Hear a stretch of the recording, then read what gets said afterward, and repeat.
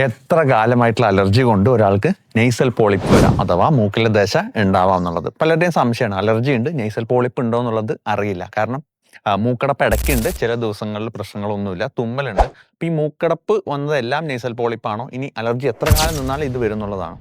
അപ്പോൾ നമ്മൾ പറയുന്ന ഒരു കണക്ക് എന്താണെന്ന് വെച്ച് കഴിഞ്ഞാൽ ഒരു 4-5 മാസം, അതായത് ഒരു 120 മുതൽ 150 ദിവസം വരെ സ്ഥിരമായി നിങ്ങൾക്ക് അലർജി ഉണ്ടെങ്കിൽ, അതായത് IG ലെവലൊക്കെ നമ്മൾ നോക്കിയിട്ടാണ് ഞാൻ പറയുന്നത്, അത് ഹൈ ആയിട്ട് നിൽക്കുന്നുണ്ട് എന്നുണ്ടെങ്കിൽ നിങ്ങൾക്ക് നെയ്സൽ പോളിപ്പ് ഉണ്ടാവാനുള്ള സാധ്യത കൂടുതലാണ്. ഏകദേശം ഇത്രയും ദിവസത്തിനുള്ളിൽ നെയ്സൽ പോളിപ്പ് നിങ്ങൾക്ക് ഫോം ആവും. കാരണം ഇങ്ങനെ സ്ഥിരമായിട്ട് ഈ അലർജി നിൽക്കുന്ന സമയത്ത് മൂക്കിലെ ലൈനിങ് ഉണ്ടല്ലോ, ആ മ്യൂക്കസ് മെംബ്രെയിൻ, അത് നമ്മൾ സ്ഥിരമായിട്ട് തുമ്മുന്നതും മൂക്ക് ചീറ്റുന്നതൊക്കെ ആ പ്രോസസ്സൊക്കെ നടക്കുന്ന സമയത്തും, അതുപോലെ ആ സ്ഥിരമായി നടക്കുന്ന ഇൻഫ്ലമേഷൻ കാരണം അവിടെ ഒരു സ്വെല്ലിങ് വരും, ഒരു ചെറിയൊരു കട്ടിയ ചെറിയൊരു പിങ്ക് ബോൾ പോലെ വരും. അത് മൂക്കിൻ്റെ സൈനസിൻ്റെ പല സ്ഥലങ്ങളിലായിട്ട് വരും.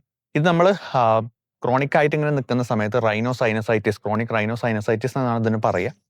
അത് മെല്ലെ മെല്ലെ അത് പോളിപ്പായിട്ട് ഡെവലപ്പ് ആവും. അത് രണ്ട് മൂക്കിലും ചിലർക്ക് വരാം, ചിലർക്ക് ഒരു മൂക്കിലായിട്ടും വരാം. അപ്പോൾ നിങ്ങൾക്ക് അലർജി തുടങ്ങിയിട്ട് എത്ര മാസങ്ങളായി അല്ലെങ്കിൽ എത്ര വർഷങ്ങളായി?